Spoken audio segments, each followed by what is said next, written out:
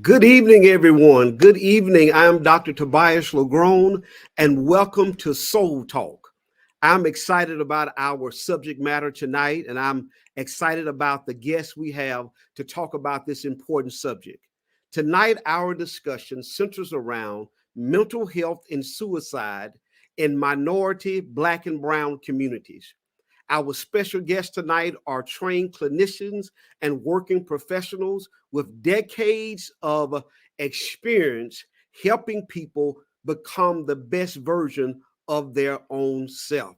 I'm Dr. Tobias LaGrone. I'm just excited about Soul Talk. We want to give you just a second or two to let your friends and family know that we are on. We have been anticipating tonight's subject matter, and we just want you to let friends and family know that we are on, and we have our guests in studio, and we are getting ready to start here in just a few seconds. So please, ma'am, please, sir, we are sharing to a few pages. We are sharing to a few pages right now, and we want you to do the same.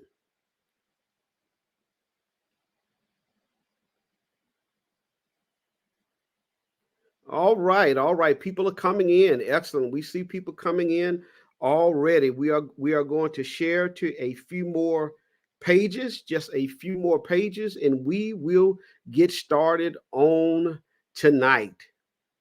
Excellent. All right. It has been shared.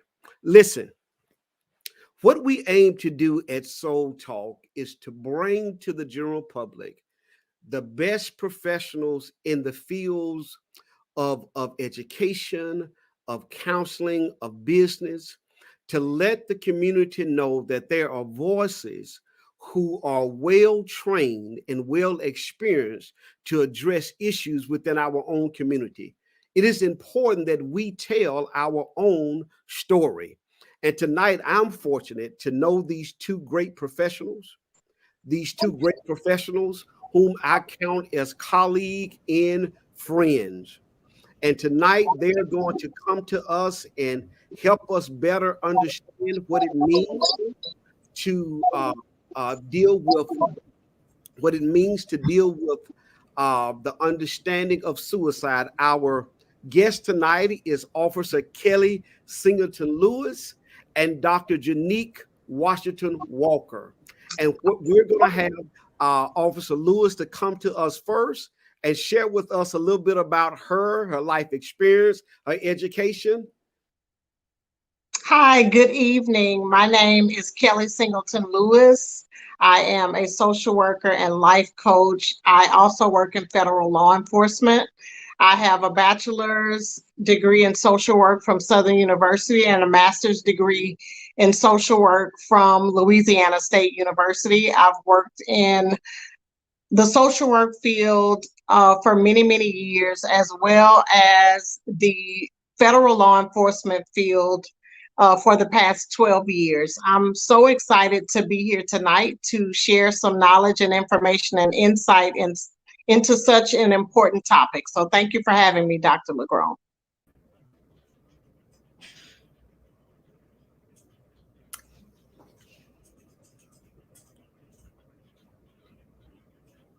Hello. Go right ahead, Dr. Okay, I'm sorry. I was wondering if we were disconnected. My name is Dr. Janique Washington Walker. I am a licensed professional counselor, and I have a doctorate in rehabilitation counseling and counselor education from North Carolina A&T State University. Aggie pride to all my Aggies out there. I also have a master's in a psychology degree from North Carolina A&T. So I've got all my schooling from a wonderful wealth of professionals there on that beautiful campus. My background and specialty is in trauma. I've primarily worked with adults who have witnessed some level of trauma in their lives, whether it be through domestic violence, physical abuse, and maybe in their childhood, other complicated traumatic events. I've worked with using cognitive processing therapy, as well as some other methods. And I'm excited to come here today to share what we need to do and have this discussion about the issue of suicide in the African American community. Thank you, thank you, thank you. Tonight's subject matter is for informational purposes only. Tonight's discussion is not a substitute for you seeking your own professional help from your own local hospital, mental health facility, primary care physician. Tonight, we do invite questions, and we will be selective in the questions that we may address because we want you to know that it is important if you're having suicidal thoughts or you're dealing with extreme depression. The National Suicide Prevention Hotline is a place where they have trained persons 24/7 that can answer your questions and direct you to the services that you need. Tonight's subject matter in our presentation is not meant to offer counseling, but our presentation is a public service awareness event. So please, ma'am, please, sir, we have information here and we are ready to get started. Our Dr. Jonique is going to go first in her presentation, and we are excited. And let's give some thumbs up and hearts as Dr. Walker comes to us. Thank you so very much. So we have a brief video we would like to play that is coming out of the area of Baltimore, Maryland, and it just discusses Johns Hopkins University's recent research in regards to suicide rates in African Americans post-pandemic. So Dr. LaGrone, if you don't mind prompting that video.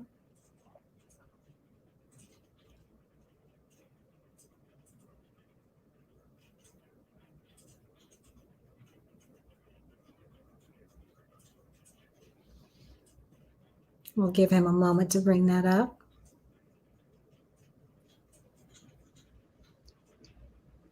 We are pulling up the video.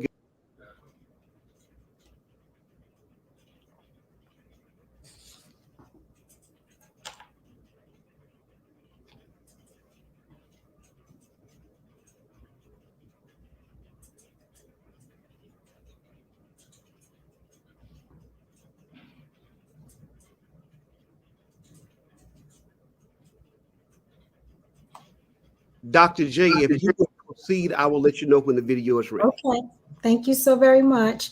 Well, just to get started about this conversation, suicide is definitely a major issue in the United States as a whole. Nearly 130 people die of suicide every year nationally. This is a national statistic. And what's even more disturbing is in recent years, suicide has been the third leading cause of death for African American adolescents. And we find these numbers rising in general over the course of the past 10 to 15 years. So it's a challenging thing to see just how suicide for African American men has become 4 times greater than African American women, and that our overall rate of suicide is 60% lower than the non-Hispanic and white population, but yet we're steadily rising over the years. So something is going on. There is some research that's also been pointing out that even younger Black females in grades 9 through 12 were 60% more likely to attempt suicide back in 2019 as compared to non-Hispanic and our white counterparts. So we have to think about what's going on in the past 10 to 15 years where we've seen this influx in suicide rates in pretty much every age group for the African American population. We want to have a discussion as to what are the stressors that's leading to these numbers increasing over time. Can we have another slide, please?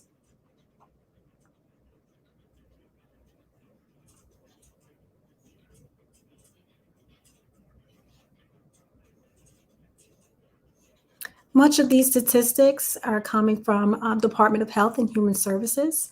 They've got a division that specifically focuses on minority health issues and that the issues of African American individuals.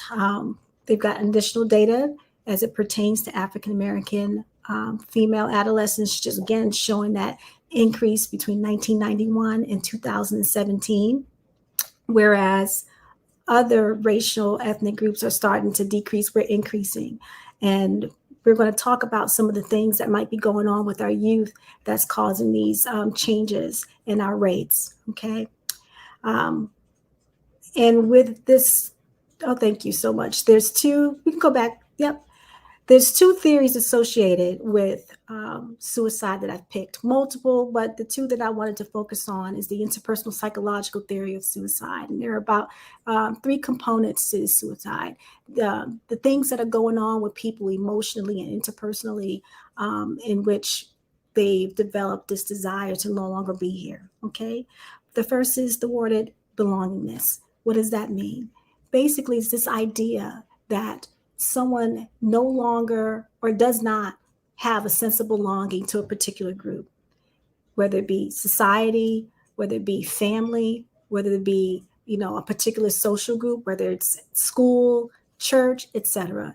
This person has its understanding or feeling as if they don't belong and they're lost in that situation. The second component is this thought and feeling of being burdened or burdensome, perceived burdensome.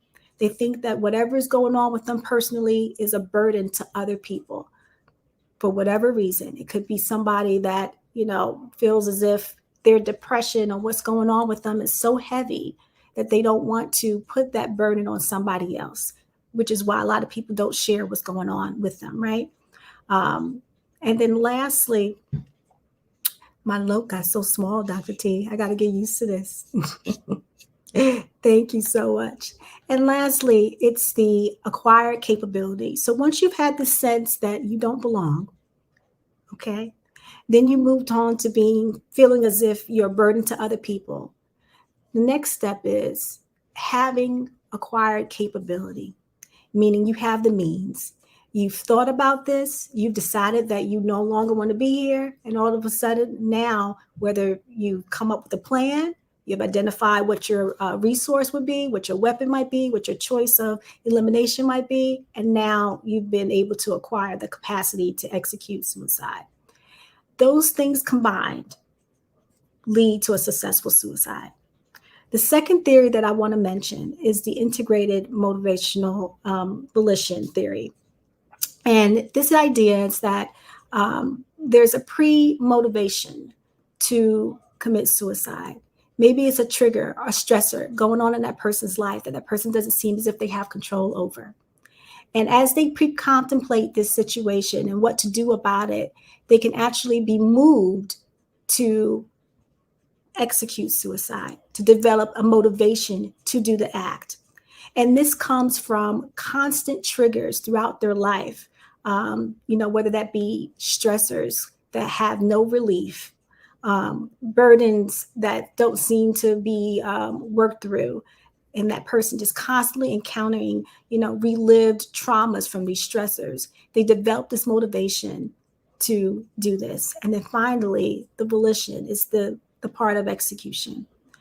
So everyone has a different story when it comes to whether it be depression, anxiety, stressors associated with their life that they're dealing with that leaves them feeling as if they don't have many options or that living on this earth is too burdensome, and how they come to an understanding of what their options are and what leads them to suicide is a personal choice. But I think that whether it be through the interpersonal channels of that theory of suicide or motivational piece, there's some relevancy to the populations and our community in regards to what we've experienced with all the stresses that we have going on internally and externally in the United States. Next slide, please. So what may be causing the increases in suicide? In my line of work, I've seen folks who are dealing with generational trauma.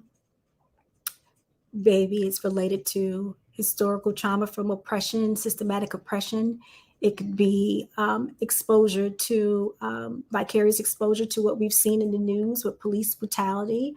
We've had a number of deaths that we witnessed over the past 7 to 8 years, to name a few, Trayvon Martin, Eric Garner, Breonna Taylor, George Floyd, a recent time, and of course, Deontay Wright, for example. So seeing this on the media and also witnessing the oppression ourselves in our everyday lives, it's overwhelming for folks, and creates a sense of despair in some people. And that despair can develop, for some, thoughts of suicide. There's challenges just culturally when we're on social media dealing with cultural appropriation and how other folks are using our images, our ideas, and et cetera. And we can feel lost in who we are as a people. There's complexities with social media interactions for young people in regards to body positivity. What they see online, is it real? Everything perceived online, it's not authentic, but a lot of our young people are rating themselves based upon what they see online, right?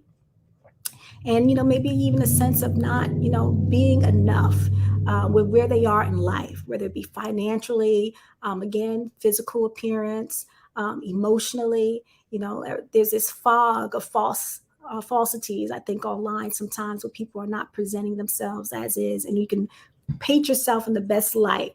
And what we don't realize is that others viewing this information take it in, and they're evaluating themselves on that. And someone has low self-esteem comparing themselves to what's on social media.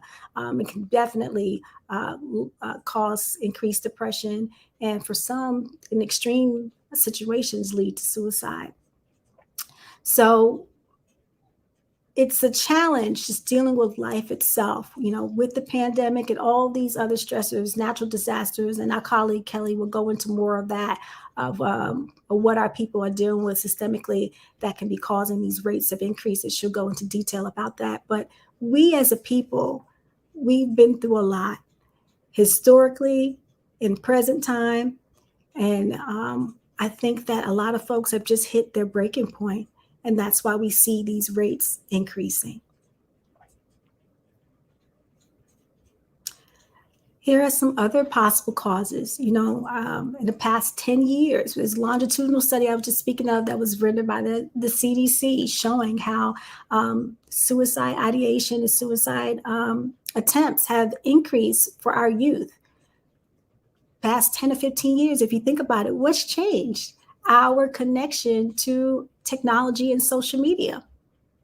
Our kids are experiencing life in a different lens now.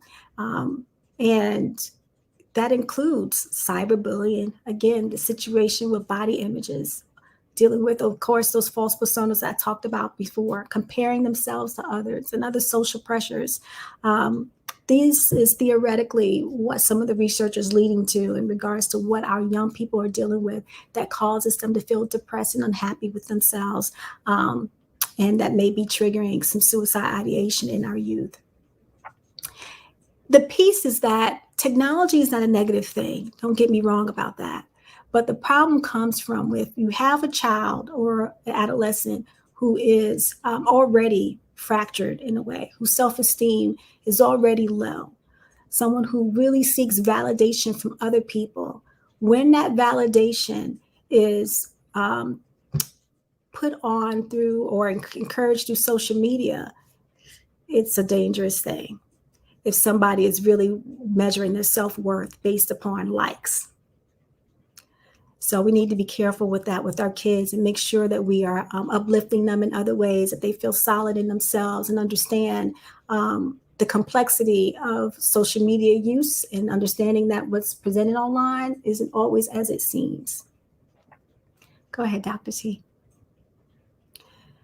So of late, an example of some of these challenges that we've seen of late, this beautiful young lady, Chelsea Chris, Miss USA 2019, recently committed suicide by jumping from her high-rise building, or high-rise apartment building. And, this death was just so striking to many people because via social media, she checked off all the boxes, I would say, of what most people would mark as, levels of success, right? She's beautiful. She's accomplished a beautiful title. She seems to be wealthy. She seems to have, all the connections. She seems happy online. She looks gorgeous. She's what a lot of young women would aspire to look like and to be. And for whatever reason, this young lady was not happy with herself or the situations that were going on in her life, and decided to take her life. What I found interesting about the passing of Miss Chelsea Christ, her mother did write a post and explain that even she wasn't aware of her daughter's challenges until it was too late. And that just went on to tell me that this young lady presented herself a certain way online for so long, here and there, making some statements here and there that can hint that there was an issue. But for the most part, she would look like a blossoming, happy person, and then abruptly decides to hurt herself. My prayers go out to her family, but we need to check on our family members and encourage our folks to talk and to express how they're feeling, to know that they're in a safe space, because we know that historically African Americans have dealt with a lot of stigma when it comes to mental health. And I think that's where the hesitancy comes from, sharing about what's going on. But yes, that one was just hit home hard for a lot of young people. It's just a sad situation. She has another post there that I wanted to share that she did place online. Dr. T, I think it may be the next slide. And before she passed away, she wrote, may this day bring you rest in peace. And so, this was a gloomy post for sure. And it made me wonder, how many other people are leaving signs online, and as a people, we've kind of got desensitized. And when someone's calling out for help, it seems like we're just giving them a check mark, a heart sign, when really what they need is an intervention. Next slide, please. Another young man, Ian Alexander Jr. He is the son of, hope I have the right mama. Is it Regina King, y'all? I believe it's Regina King. If I'm not correct, somebody correct me. Kelly? Okay, Kelly gave me a head shake. Yep, so Mr. Ian Alexander Jr., didn't know of him myself until his passing. But I hear that he, from my research, was a bright young man, really supported and loved his mother, had a lot of wonderful gifts, and, dealt with depression. Some of his depression was seen online via social media. He left some signs and some comments here or there that indicated he may need to be checked on. But again, another young person with a lot to offer, who's no longer here, because for whatever reason, they decided that not being here, not living, was better than what was going on currently in their lives. And again, prayers out to that family as well. I am going to try to read that post if I can. Let me see. It's a little small for me. See if I can't bring it up for you guys. I apologize for the delay. The screens are small and I can't see. Well, in one of his posts, I know it says that he at one point reflected on the episode of SpongeBob, where things were going haywire. And he basically said, that's the way I feel on a regular basis, where things are just completely and totally off.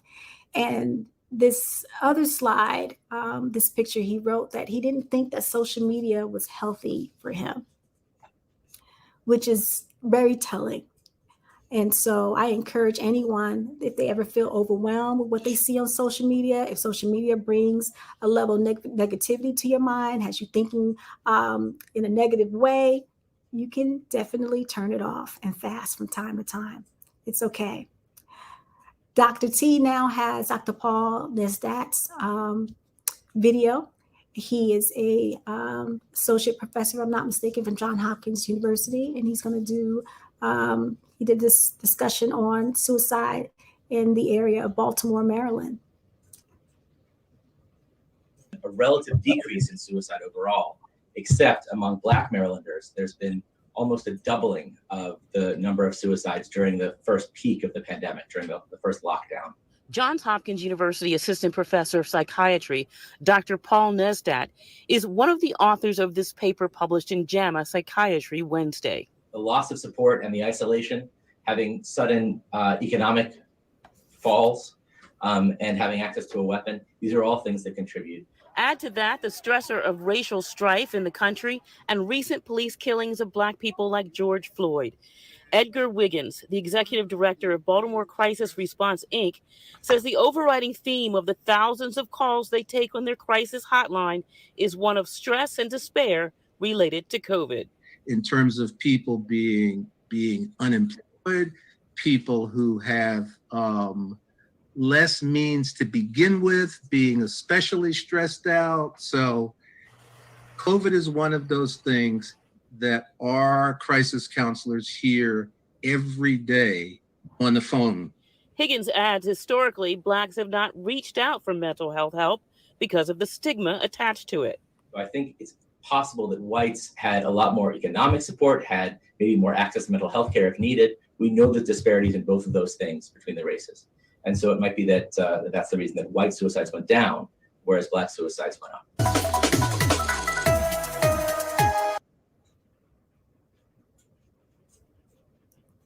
So that's a wonderful, segue into what Ms. Kelli has to say in regards to suicide in African American populations.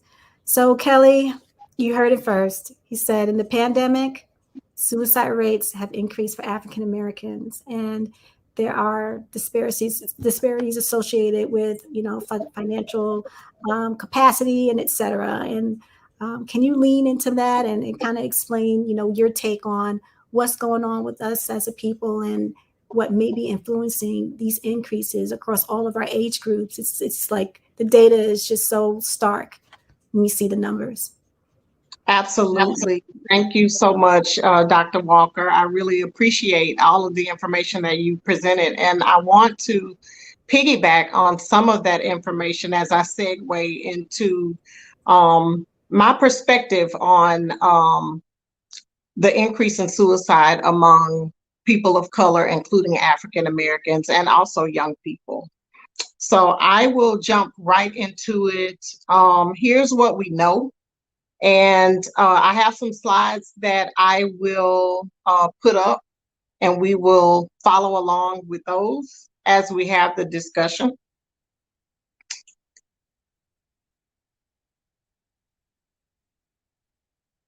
Dr. LaGrone, we can't hear you if you are saying something. Thank you, Kelli. We are loading the slides up right now and adding them to the screen.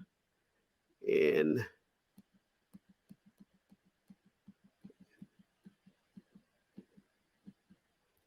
there we are. Awesome. So to piggyback on the information that was presented by Dr. Walker, here's some things that we know, and this will recap just a few of the stats that she already shared with us. So the most recent data from the CDC suggests that the overall suicide rate in the US declined during the pandemic. However, those rates increased for young adults and people of color. So as the video said, and Dr. Walker touched upon, experts believe that the pandemic added to what was already a stressful time for certain subgroups in our country, including people of color. So we were already suffering from job security, food shortages, and things like that. And so COVID-19 was sort of the straw that broke the camel's back, so to speak. So there's no surprise as to the increase in some of these rates among certain groups.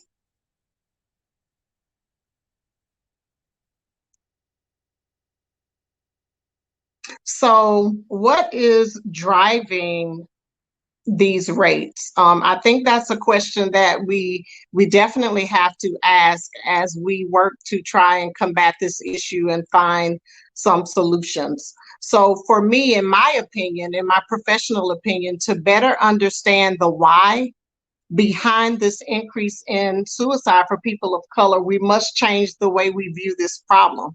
So suicide is a public health issue. It's not solely an individual issue. According to the CDC, suicide is the 10th leading cause of death in the United States. In 2019, 12 million people in the United States thought about suicide.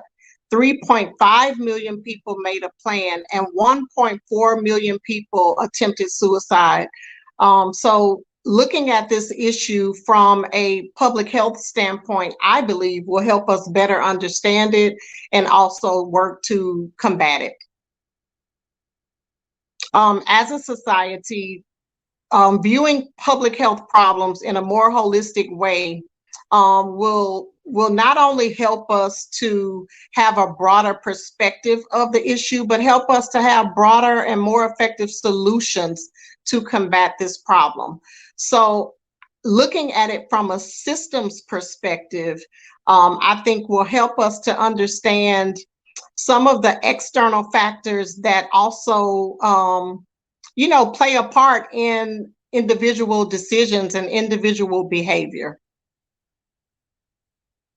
So the systems theory in social work is based on the idea that behavior is influenced by a variety of factors that work together as a system. So if we're using a systems approach to view the increasing suicide rates for people of color, this allows professionals and social scientists to observe and analyze the systems that contribute to a person or group's behavior and welfare. So what does this mean? It is impossible to combat an issue without considering the environment or the system in which the issue was bred. There's a saying, I'm sure you all have heard it before, and it says you can't get well in the same environment that made you sick.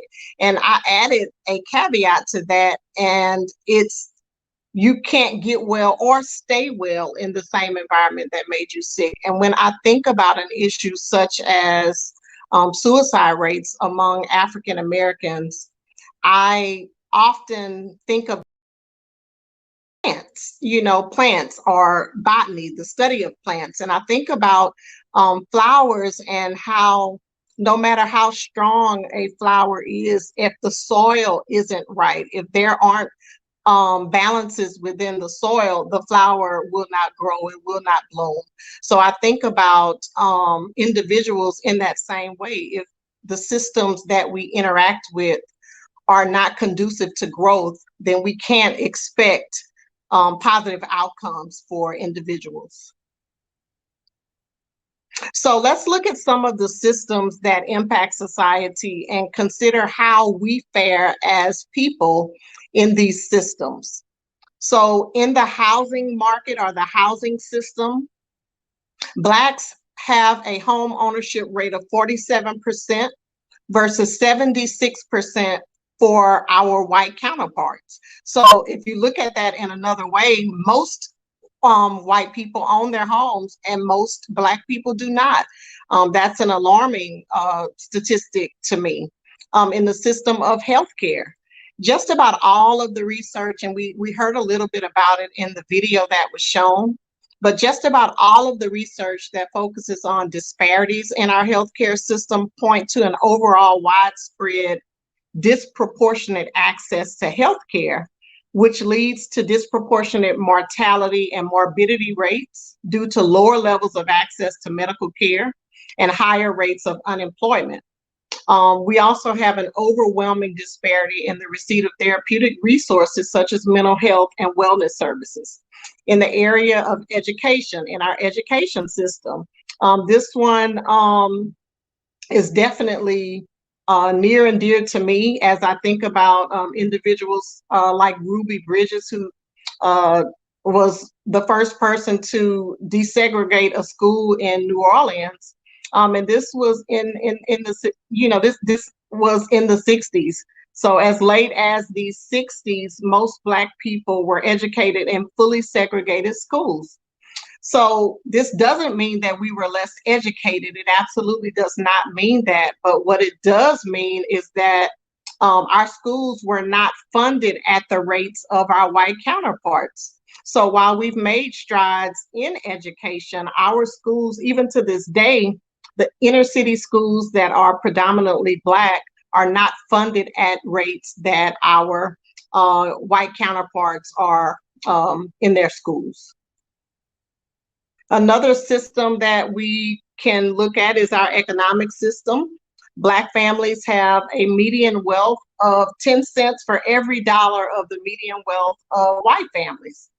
In the criminal justice system, while Blacks make up 13% of the population in the US, Blacks and Hispanics account for 56% of those incarcerated in prisons throughout our country.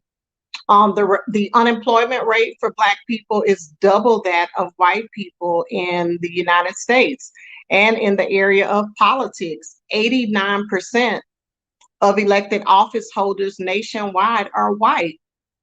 So when you have these systems like that, where we are negatively and disproportionately impacted, the outcomes are not positive for our people. When you can go to the next slide, Dr. LaGrone. So when we as people are negative, Hey, sis, I want to say this. So is there a build up of frustration in the context of the multiple frustrations that we deal with? And I think Dr. J talked about vicarious trauma. And how over generation after generation that those frustrations begin to multiply, and they are adverse effects not only upon our psychological self, but our biological self as well. Absolutely. As the video said, and I think Dr. Walker touched upon as well, we're already behind in these systems that impact us every day. So when you have such a crisis as a worldwide pandemic or any other event like a natural disaster, it's really no surprise to me that rates of suicide have increased. It's no surprise to me at all. What do you think, Dr. Walker? I will say there's research that speaks to this. There was a research study done that identified pretty much that discrimination was the primary source of depression in African American people, mm-hmm. and correlated with increased rates of suicide. If you think about it, our inequities that we've experienced due to these systematic injustices, that is discrimination. And all of that stress compounded over time. You can't keep, bending on something. Even in a rubber band will break eventually. You keep tugging on it enough, right? On both ends. Right. I was thinking about your stat on housing. Mm-hmm. And that we only, was it 47% of us own houses? 47% versus 76%, I think, for our white counterparts.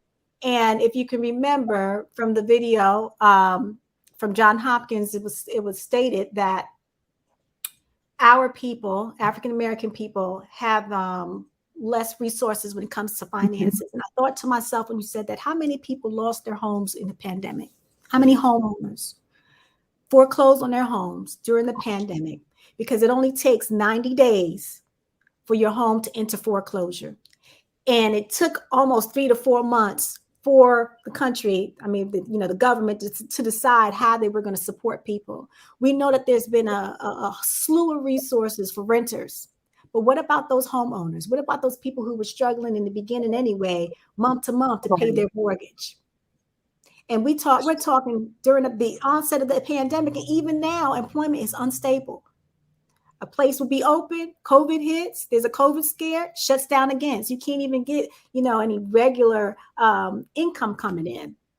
Would love to see that stat, but I would predict that a lot of our folks, that 40%, 47%, lost their homes Mm. at greater levels than our counterparts. I'm sure. Yeah. Me too. And being that we haven't been able to meet in our usual gathering places, whether it be our faith-based community, our fraternities, sororities, and other family gatherings, we haven't had those check-ins to know what level of distress our community is in. So many times in our westernized society, we are told just to toughen up, to push through. Mm-hmm. And as Kelli was talking, presenting, I thought about the incident with Antonio Brown, the wide receiver, very talented young man, Mm-hmm. and how the NFL often pushes down and the media often pushes down, especially on African American men. Mm-hmm. The least little thing that they do, they become quote unquote the whipping boy, or the person that they're going to talk about and be derogatory towards. But so initially when Antonio Brown walked off the football field and threw his jersey up in the stands, people said, oh, he's just acting out again, or he's entitled, he's arrogant.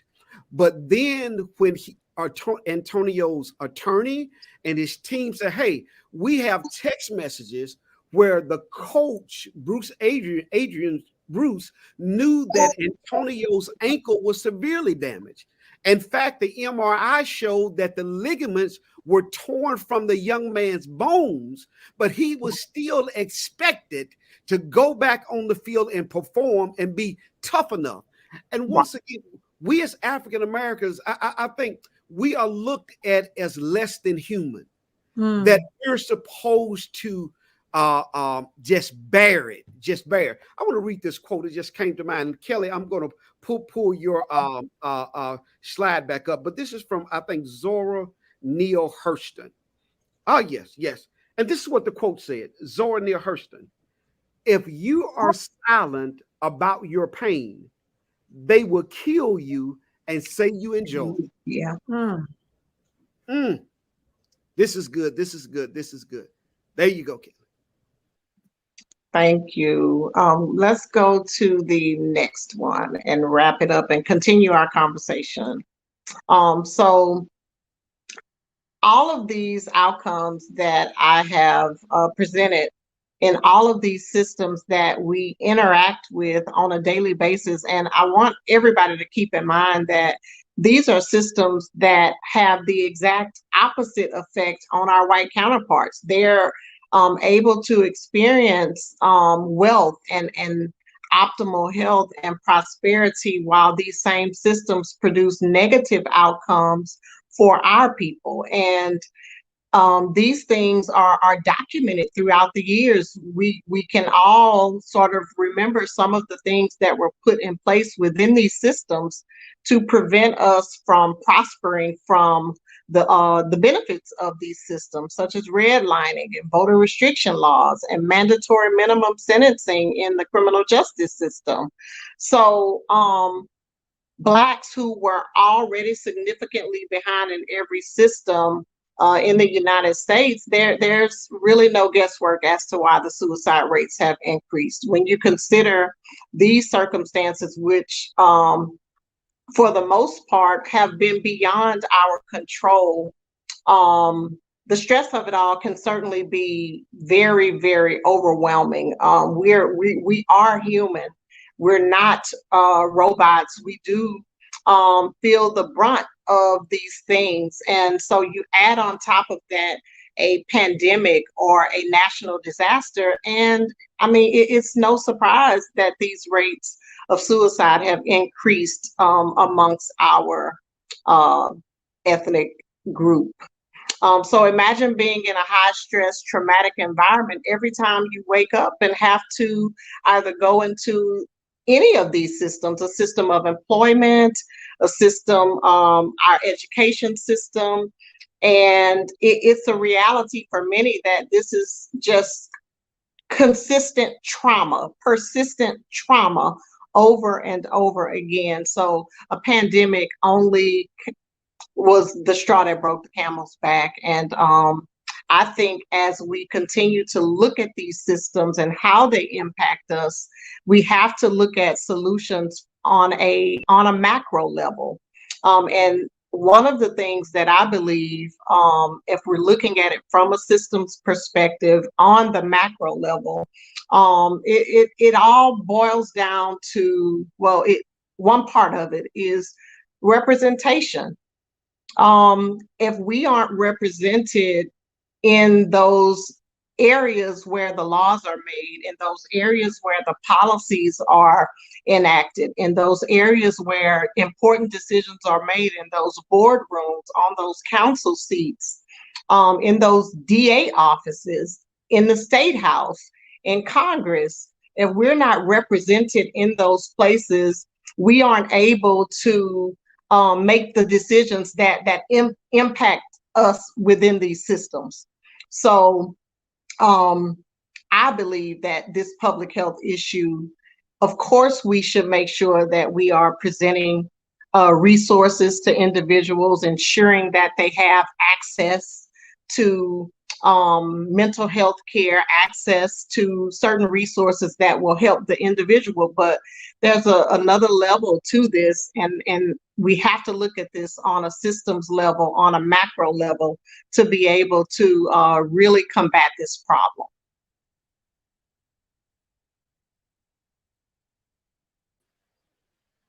Awesome, awesome. Dynamic information, dynamic presentation, dynamic.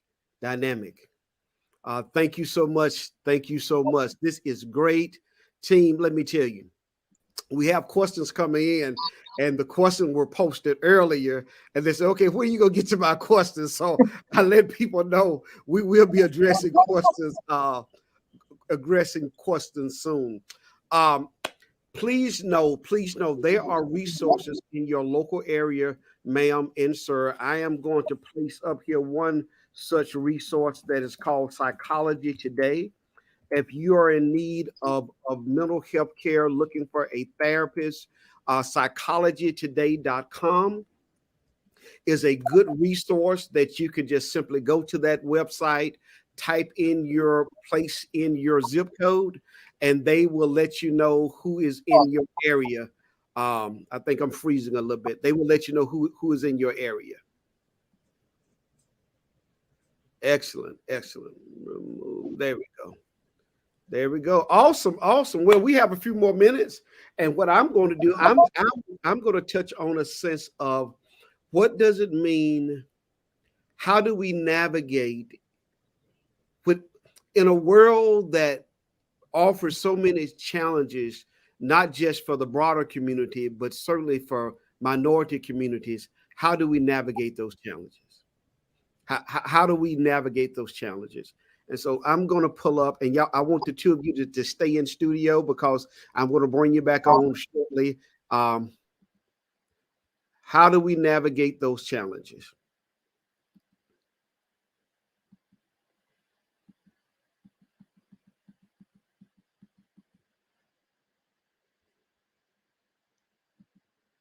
Give us 1 second to.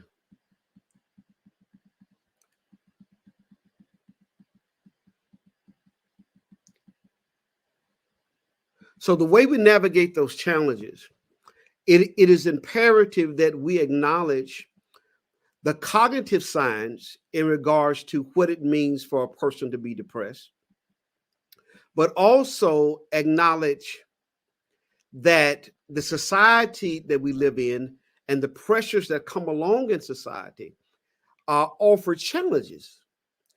Let me find the slide that I'm looking for here. There are 60 slides here. We have a lot of information. And let me find what I'm looking for. And then we will wrap up for tonight.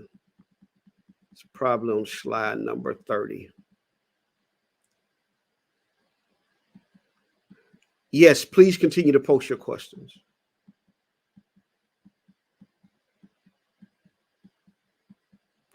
And we will come back to that.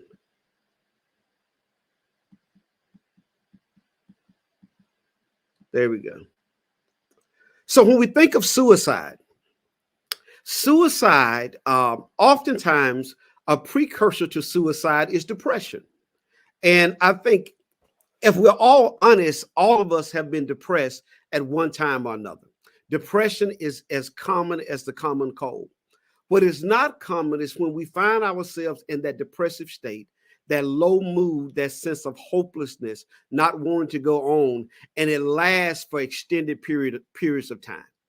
And so that is when depression becomes a problem.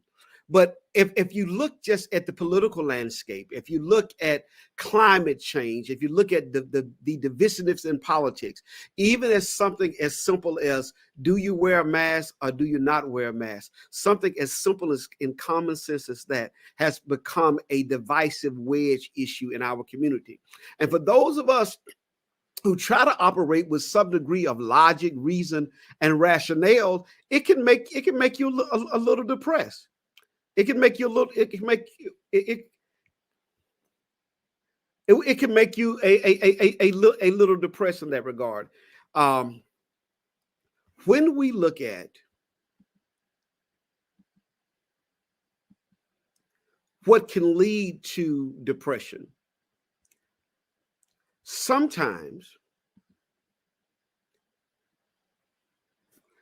depression, a precursor of depression, it can be genetics, it can be brain chemistry, chemical imbalances, poor nutrition, poor physical health, health issues that should be treated, but they go untreated because a person may not have insurance, or a person's work schedule is so that they don't want to miss work to get a checkup or to get an annual physical.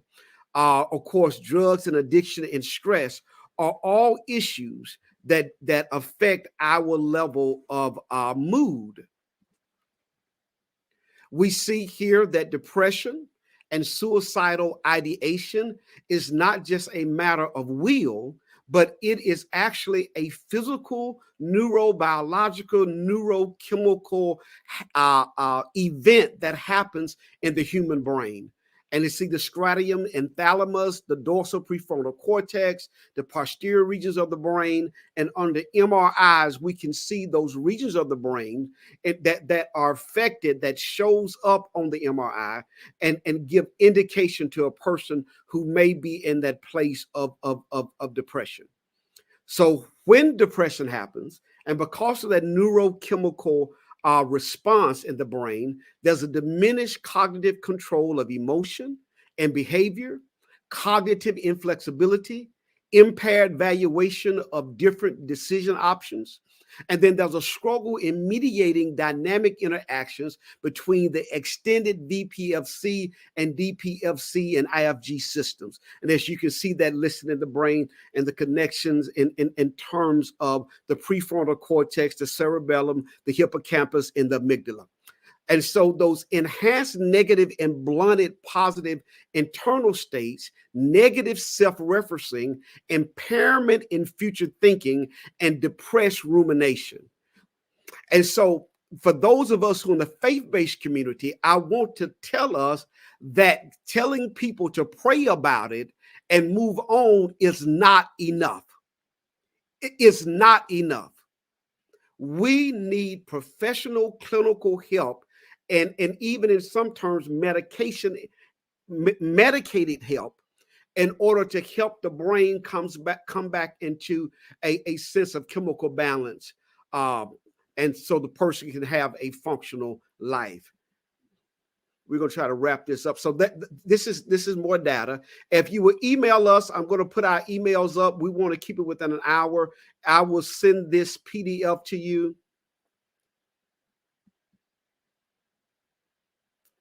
So one of the things that we don't talk about enough is stress. We get stressed out. When you're living in a society where you work twice as hard, get paid half as much, it is easy to be stressed. We have the social justice summers that we have had. We saw what happened in terms of with George Floyd. We see the shooting of unarmed young people. And so it is difficult for us to watch these things and then look for a sense of justice. We saw what happened with Ahmaud Arbery, and sad to say, even though the person should have gone to jail, we still as a community were surprised when those who victimized Ahmaud Arbery actually went to jail. And I want to bring my other guests back on screen here, because we have become so accustomed to living with injustice that has become a sense of normalcy for justice to be denied for us. And that is sad. That is sad. So we see what happens in terms of stress. There's positive stress, tolerable stress, toxic stress. Then we have what we call adverse childhood experiences, and those adverse childhood experiences are those traumas that that children experience in childhood. Dr. J, will you touch on that a little bit? That's your area of specialty. Sure. So Dr. Filetti in the 1980s, he actually was a medical physician that specialized in weight loss. He observed that many of his patients who were dealing with weight loss issues, who were making progress, unfortunately, if a stressor occurred, they would gain their weight back. And so he wanted to figure out what was going on with those folks emotionally, conducted a study on them, and that led to the 5 ACEs. The Adverse Childhood Experiences Study, which with the ACE study. And basically he asked them, well, what types of trauma have you encountered in your life? Were you from a broken home? Were you exposed? Were your parents drug users? And a number of other questions. And what he found in his research, that when the number of experiences increased, that also increased the likelihood that person would encounter some serious physical health and mental health challenges in adulthood, whether that be substance abuse, decline health, hypertension, and overall a decrease in life expectancy. What was interesting about that original sample, it came from middle class white participants. And yet those folks had high ACE scores. You would think that these are people who should not have a whole bunch of concerns. They should have great opportunity and all of the disenfranchisement that people of color encounter. Many of these people hadn't, yet they had a high ACE score. Well, this study has been replicated with underserved populations, people of color. Dr. Nadine Burke out in California, she had a clinic in which she ran an ACE study at her clinic in a predominantly Black neighborhood. And man, did she find just how challenging the higher numbers of ACEs we encounter, meaning our people have been exposed to all types of trauma and what that meant for us and our life expectancy rates and all that we've encountered. If you think back to the slide that Ms. Kelly showed in regards to some of the disenfranchisements that we've experienced as a people, that wasn't you, that was Dr. Tobias. You said the precursors to depression, whether it be substance abuse, it could be genetic, it could be health, it could be, those are the outcomes, the negative outcomes of having trauma exposure. And so we as a people have had a lot of those experiences, right? And stress being, I think, one of the top. I think, Dr. Walker, I think we've gotten so accustomed to, because it's so commonplace, we've gotten accustomed to living in dysfunction, and that dysfunction equates to trauma. I mean, it's purely trauma. It's traumatizing to see the outcomes for us within these multiple systems that we have no choice but to interface with. It's very traumatic when you look at numbers like this. And we live this stuff day in and day out. So even those of us who have access to some resources, it's still not enough. It's still not enough. The numbers don't lie. So we have to, I believe, take out this preconceived notion that it is an individual problem. Things like this are individual problems. Yes, we should address the individual. Of course we should. But these are things that we have to address on a systemic level. We have to not forget about other people who are impacted negatively just because we might know people who have a few better outcomes than we do. We have to remember that as a whole, our people are suffering negatively, and we have to figure out why. So looking at it on a macro level will, I think, help us to have better outcomes in these areas, and ultimately help to decrease the number of suicides among our people and young people as well. I think it would be helpful too, and I know we don't have a whole lot of time, but at least to talk about, resiliency and how to build it, because resiliency and protective factors is actually the defense against depression, and of course, suicide. We need to think about our core, historically, what has helped our people to push through, to stand strong in all that we've experienced, and getting back to our basis. There's a lot of research that shows that our protective factors historically in the Black community has been our religious connection. It's been practicing in religious practices, attending church or whatever it is that you do spiritually to take care of yourself. That is important to us as a people. We lean on social and emotional support through our networks, through our community. That's through family support, peer support, finding a connectedness within our community and in our social groups and activities, and then having that strong sense of identity. As African American people, being able to engage in our history and our culture, which we know all around the nation, there are states that are trying to strip us from this practice. That's important to us. We want to be able to share our history in schools, right? And not have to go home to hear about our truth, our stories. That's a part of us as a people building our resilience. And that's our defense against negative thoughts of suicide and depression. That builds resiliency.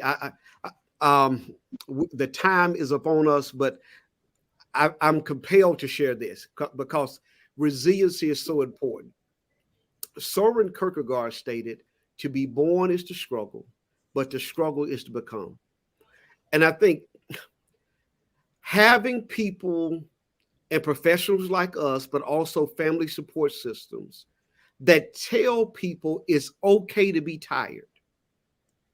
It's okay to struggle, because struggles in life, though we become tired from them, it's through the struggle that we build a level of resiliency. And we cannot live in this false narrative that you should be ashamed if you ever lost a house, or you went through foreclosure, or you had a car repossessed. Because what I see in life is that so many people are living what I call a green screen life. Mm-hmm. That on social media, you can be anybody you want to be, have anything you want to have, when in reality, most people are not multimillionaires.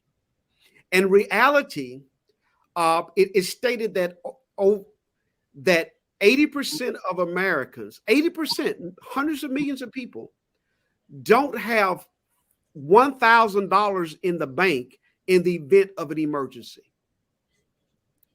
And so what we want you to understand tonight is that just because life is tough, that doesn't mean you have to quit. Because resiliency, from my faith belief, is that my faith is the substance of things hoped for, the evidence of things not seen. That is a scripture that informs my faith.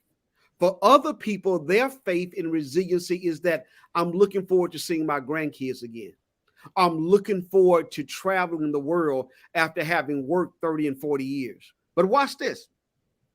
It's okay for us to say that, hey, I don't want to work 30 years, 40 years, or 50 years before I can enjoy life. That does not make you a socialist. That does not make you a communist. It makes you an aware human being who you don't want the life that your mother and father had. working at the same place for 40 years, worked for my father, worked for my mother-in-law, my mother-in-law, my stepmom.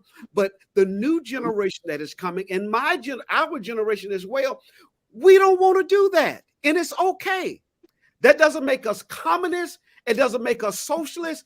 And we want to give you permission to say, hey, it's okay to want something outside of the westernized mentality of keep your nose to the grinding stone, struggle, be a good citizen, and pay your taxes, keep your head down. You were not created to keep your head down. You were created to become who you were designed and birthed to be. One of my favorite existential psychotherapy, even though he says he's not really existential, but from my perspective, Dr. Viktor Frankl, he said, everything can be taken from a person, but one thing, the last of human freedoms, to choose one's attitude in any given set of circumstances, to choose one's own way.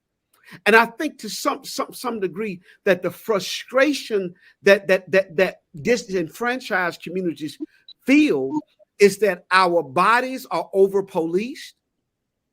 Our bodies are not considered as sacred as other bodies when it comes to the medical profession, whether that be in prenatal care and maternal care of Black mothers, whether that be in we as African American men are often diagnosed later with more dreaded diseases.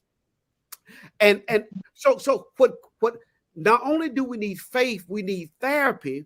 But within the context of therapy, in the context of psychotherapy, cognitive behavior therapy, thoughts affect feelings, feelings affect actions, that cognitive triangle. But Dr. Frankl, who was an Austrian psychiatrist, who ended up in the devastating, deplorable conditions of Hitler's Nazi Germany, he came up with this formula. S minus M equals D. Suffering without meaning equals despair. Suffering without meaning equals despair. And we will come back in months to come with other episodes that particularly deal with young people who are really having psychotic, neurotic breakdown. Thank you, Kelli, for sending me the video that you sent me of that young man. When I was home in Mississippi, my mom, Mother Mary, shared with me that was a young man, 19 years old, that videoed himself live walking in front of a semi-trailer because his girlfriend had decided to move on with her life in another relationship, as she had all the right to do. So there's something else that we have to explore, right? Right. Absolutely. There's something else that has to be, but suffering is a part of life.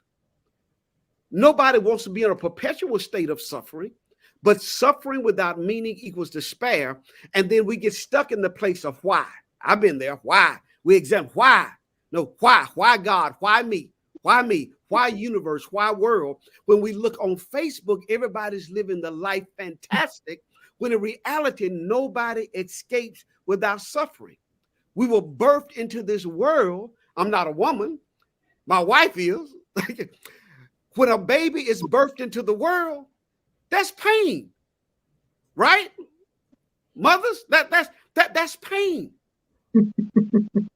We don't escape. You come in with pain, and if we live long enough, I talked to a good friend of mine who's in her 80s now, and she said, Dr. LaGrone, I'm doing well, just got a little arthritis. But thank God for it, and she's going to the gym, so forth, so on. But if suffering without meaning equals despair, Frankl states that any person, watch this, who can find a why reason to live can survive the pain and trauma of any what they may experience. Oh, if we can find a why reason, something bigger. Now, this has been tested because when he went to Canada, he did a means test on students at a Canadian university who were committing suicide, one particular university, around midterms every year. They had a high number of suicides. I think at UNC Chapel Hill, there were suicides last fall, right? And so we can't get stuck in the why. We must look for the what. What is my purpose? So the most important question is not, why did this happen to me?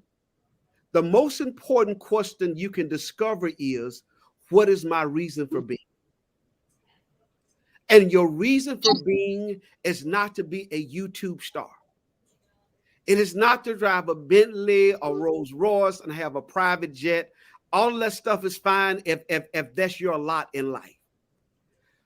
But the most important thing is you growing in becoming that unique, universe design, God design person, whatever your belief is, that you are birthed and created on purpose, for purpose, and with purpose. And out of your purpose, you will discover your meaning. So if suffering without meaning equals despair, then suffering plus meaning equals discovery of destiny. We cannot name one person in history that did not suffer. Maya Angelou, her suffering and the abuse and the sexual abuse and the deplorable states of her youth led to, and I know why, the cage bird say.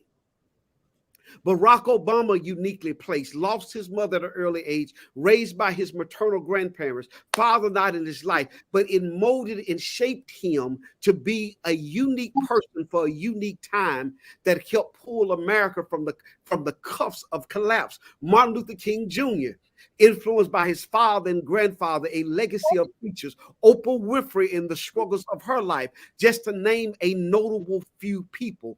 So when our suffering is connected with meaning, when we find that meaning through therapy and also through our internal will, whether it be our faith, whether it be doing a biopsychosocial, spiritual journey, writing what our story is, we discover our destiny when we find out our meaning. So Dr. Howard Thurman said this: there's something in every one of you that waits and listens for the sound of the genuine in yourself. It is the only true guide you will ever have. If you cannot hear it, you will all of your life spend all of your days on the ends of strings that somebody else has pulled. And I really believe that when you look at these notable, famous people who commit suicide, maybe they got tired of society pulling their strings. That I have to be a certain weight, a certain image, have to be it. And maybe we can circle back here and talk about like Michael Jackson, Whitney Houston, Marvin Gaye, Roger Nelson, Prince, great people, great souls, but maybe they stayed in that realm too long. Because how long can you be the star in a world that changes stars now every 15 minutes? Wow. Where is the lie? Where is the lie? Where is the lie? It's all around us. It's all around us when we don't look for the genuine in us. So Howard Thurman, I love him. He said, don't ask yourself what the world needs. And isn't that what influencers do? You know, these young men have made a movie called Jack ASS. And that has made them famous, just doing incredulous things that are dangerous. And then there are influencers who are looking for bombastic things they can do to get attention, to get likes, living for likes.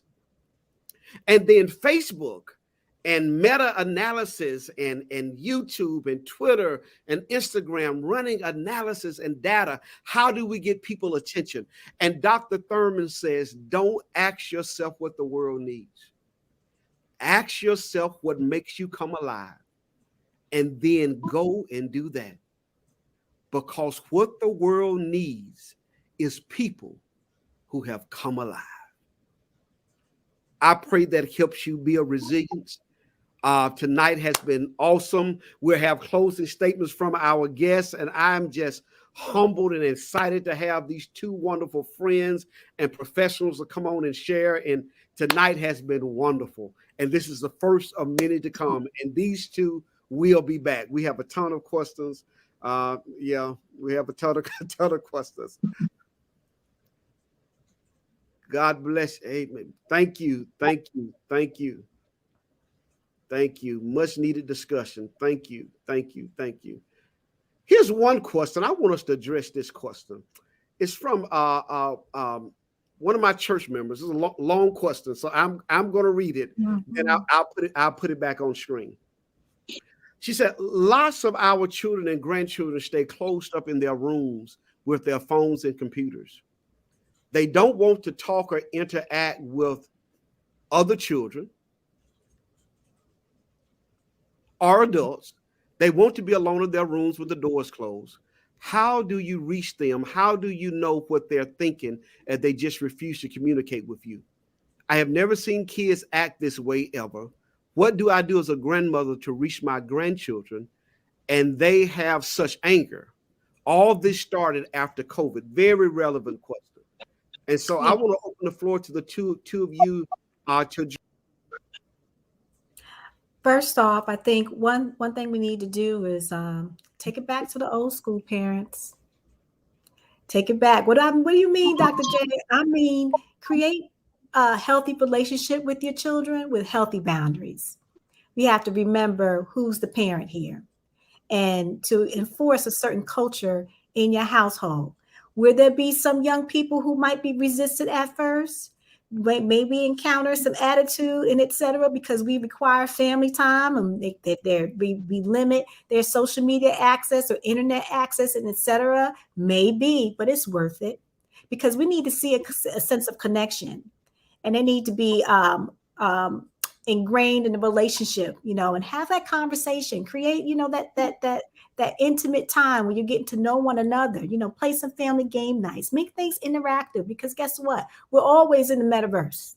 Metaverse meaning online social stuff all of the time. We're all guilty of it. But we need to take it back and spend some more time in person, and don't make it an option. Will there be some pushback initially? But once they get used to the culture, I do believe we'll see some changes in behavior. As parents, we have a lot of control. We just have to exercise our control, and we can still be cool. They'll get used to it. If your little one, a young person is having a challenge talking to you, it's okay to sign them up from counseling. Get them somebody that's safe, that's educated, that can give them healthy information so that they can have a safe place to disclose. I know sometimes it's hard to connect, but we don't want to leave our young people without an outlet, because they'll find one, and the one they find may not be the one that we want them to use. Kelli? I agree. I was going in the same direction as Dr. Walker. Setting healthy and realistic boundaries, I think, is key. I think we do live in a day and age where we sort of have to shift and adjust with the technological changes that are occurring. Some are pretty positive. Others are, really detrimental to our kids. I would suggest that everyone watch. There's a Netflix documentary called The Social Dilemma that gives a lot of information into the impact of social media on our children and on us as well. So healthy, realistic boundaries, I think, is key, and lead by example. Set healthy and realistic boundaries for yourself as well, and your children will follow. Well, team, thank you so much for being on tonight. It has been rewarding, informative, and we will be doing this again. We went just a little bit over, but it is worth it. We want everyone to know that the next 3 weeks from now, we will be back on, and I will have 3 African-American males on to talk about African-American men, grief, abandonment issues, and the increased use of marijuana and other drugs as self-medication. And you don't want to miss that because so many people are saying that marijuana is just like a cigarette. I have news for you. It is not.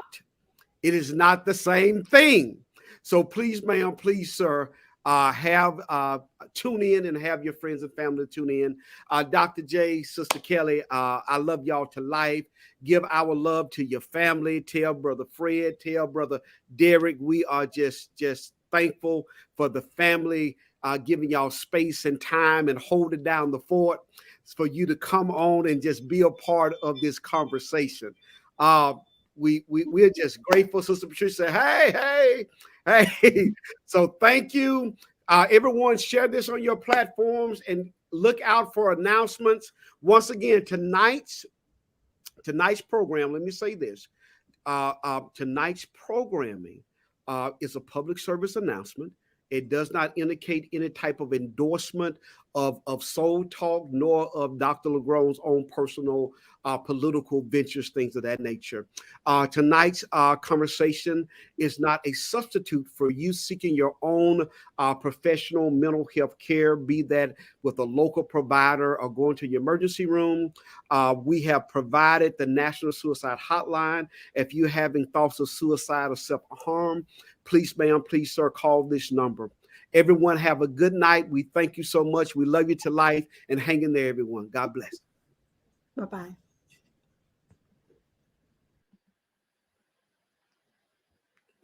Thank you, everyone. We are so fortunate to have had such professional, intelligent, and educated persons to come on and talk about this much needed subject.